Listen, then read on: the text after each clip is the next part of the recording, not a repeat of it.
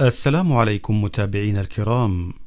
10 وصايا للرسول صلى الله عليه وسلم للزوجين في الفراش، قد يجهلها الرجال والنساء ويقعون في الخطأ الكبير.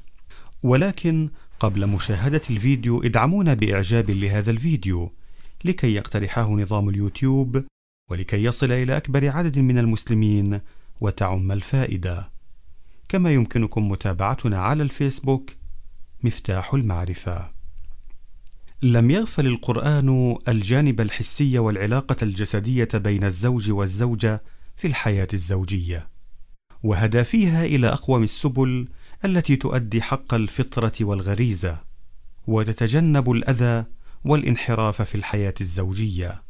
فقد روي أن اليهود والمجوس كانوا يبالغون في التباعد عن المرأة حال حيضها، والنصارى كانوا يجامعونهن ولا يبالون بالحيض، وإن أهل الجاهلية كانوا إذا حاضت المرأة لم يآكلوها ولم يشاربوها ولم يجالسوها على الفراش ولم يساكنوها في بيت كفعل اليهود والمجوس. لهذا توجه بعض المسلمين بالسؤال إلى النبي صلى الله عليه وسلم عما يحل لهم وما يحرم عليهم في مخالطة الحائض، فنزلت الآية الكريمة: ويسألونك عن المحيض قل هو أذى فاعتزلوا النساء في المحيض ولا تقربوهن حتى يطهرن فإذا تطهرن فأتوهن من حيث أمركم الله إن الله يحب التوابين ويحب المتطهرين. سورة البقرة.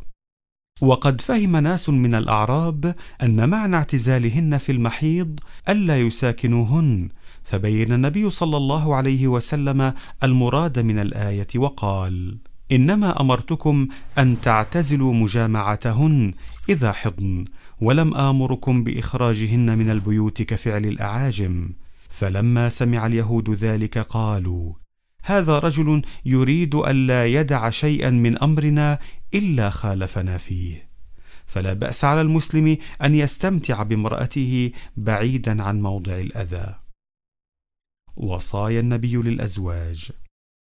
كان الرسول الكريم صلى الله عليه وسلم حريصا على تحقيق الوفاق بين الزوج والزوجة، فقد أوصى صلى الله عليه وسلم بالإحسان إلى الزوجة في المعاملة والإنفاق في الملبس والمسكن والمأكل، وأن يرعاها الزوج ويحفظها ويصون كرامتها ولا يجرحها ويراعي مشاعرها، وأن يتذكر مزاياها ويتغاضى عن عيوبها.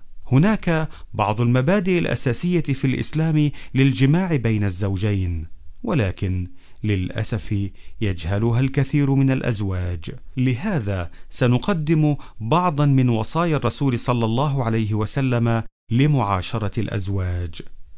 أولا، لا توجد علاقة حميمية خارج عقد الزوجية في الإسلام، وهو يعتبر عقدا مقدسا وإراديا بين المرأة والرجل.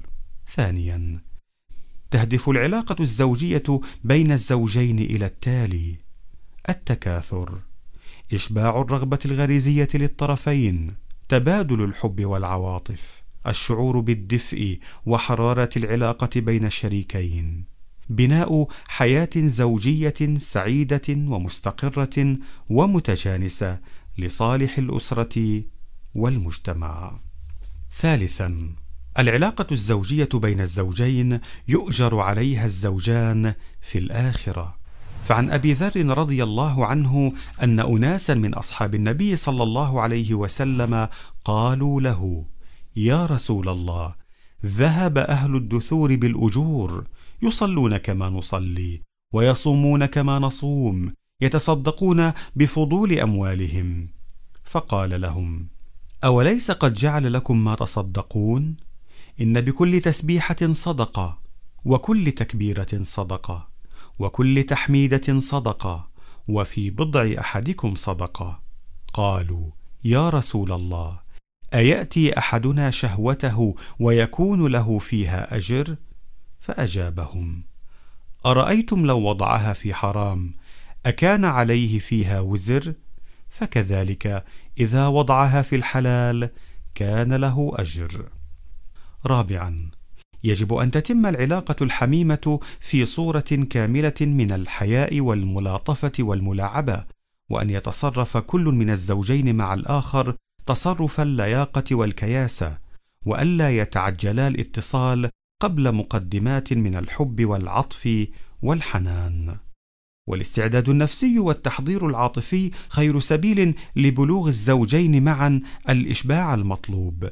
وعن هذا الموضوع يشير الرسول صلى الله عليه وسلم بقوله: لا يقعن أحدكم على امرأته كما تقع البهيمة، وليكن بينهما رسول. قيل: وما الرسول يا رسول الله؟ فقال: القبلة والكلام. 5.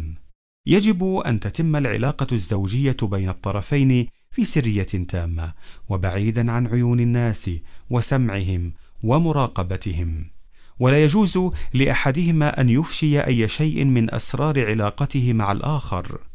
فعن أسماء بنت يزيد أنها كانت عند رسول الله صلى الله عليه وسلم والرجال والنساء قعود، فقال: لعل رجلا يقول ما يفعل بأهله، ولعل امرأة تخبر بما فعلت مع زوجها. فأرم القوم، أي سكتوا ولم يجيبوا. فقالت: أي يا رسول الله، إنهن ليفعلن. فقال: فلا تفعلوا، إنما ذلك الشيطان لقي شيطانه في طريق فغشيها والناس ينظرون. 6. على الرجل أن يعامل زوجته بكل عطف وحنان، خصوصا حينما تأخذها آلام الحيض أو يعتريها مرض آخر، وأن يمتنع عن إيذائها، وأن يكبت جماح شهوته حتى تبرأ من كل أوجاعها. وقد قال عليه الصلاة والسلام: خيركم خيركم لأهله، وأنا خيركم لأهلي. 7. لا يجوز للمرأة أن تمتنع عن طلب زوجها الجماع بدون عذر مقبول، فقد ورد في صحيحي البخاري ومسلم أن الرسول صلى الله عليه وسلم قال: إذا دعا الرجل امرأته إلى فراشه فلم تأته فبات غضبان عليها، لعنتها الملائكة حتى تصبح. وفي المقابل فإن على الرجل ألا ينسى أن لزوجته عليه حقا في تلبية حاجتها. 8. تحريم وطئ الحائض. روى الترمذي وأبو داود عن أبي هريرة رضي الله عنه أن رسول الله صلى الله عليه وسلم قال: من أتى حائضا أو امرأة في دبرها أو كاهنا فقد كفر بما أنزل على محمد. 9. تحريم الوطء في الدبر. روى أبو داود في سننه عن أبي هريرة قال: قال رسول الله صلى الله عليه وسلم: ملعون من أتى امرأته في دبرها. 10. وجوب الغسل من الجماع ولو لم ينزل. روى مسلم عن أبي هريرة رضي الله عنه أن رسول الله صلى الله عليه وسلم قال: إذا جلس بين شعبها الأربع ثم جهدها فقد وجب الغسل. وعن الترمذي: إذا جاوز الختان الختان وجب الغسل. ولم يغفل الإسلام الجانب الحسي والعلاقة الجسدية بين الزوج وزوجته، وهدى فيها إلى أقوم السبل التي تؤدي حق الفطرة والغريزة وتتجنب مع ذلك الأذى والانحراف. هذه هي أصول العلاقة الحميمة بين الزوجين في الإسلام. وخلاصة القول: إن الإسلام عنى بتنظيم الناحية الحميمة بين الزوجين ولم يهملها، حتى إن القرآن ذكرها في أكثر من موضع.